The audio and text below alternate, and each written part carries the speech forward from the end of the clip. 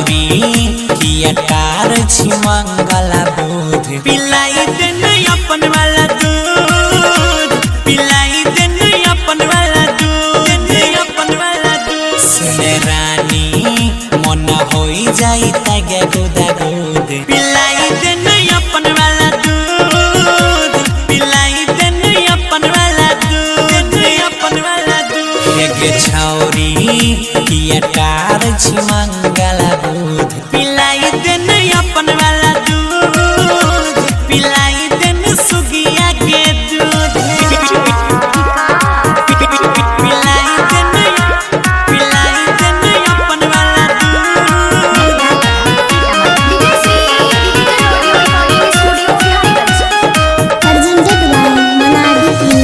पिलाई देन अपन वाला दूध दोसरा के दई छी उठौना के साँझ बिहौना तू घर में बोलाबै छी मांगे छियो जे छौरी हमें के रोजे फुस लाइके बहाना बनाबै छी पिलाई देन सुगिया के दूध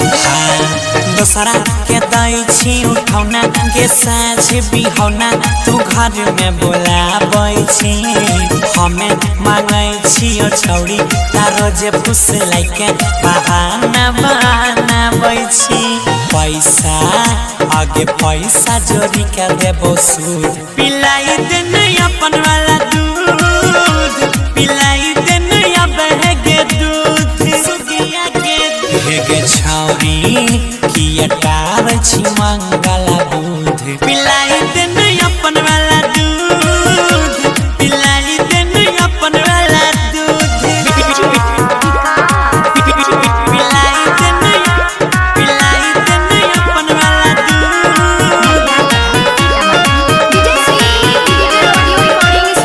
सिंगिंग बाय गौरव ठाकुर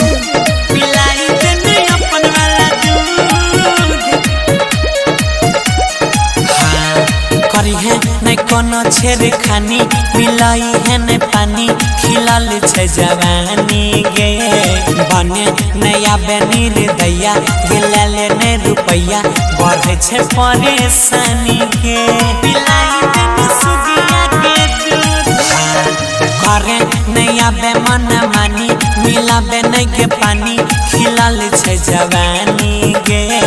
कहे छौ बुडुआ जैया गेले नहीं रुपैया बढ़े छै परेशानी गे सुने गौरव अरुण में भे गेल झूठ पिलाई देन बोहे के दूध पिलाई देन छौड़िया के दूध छौड़िया के दूध गे सन्नी कहियो राहत ने तोहार बिरो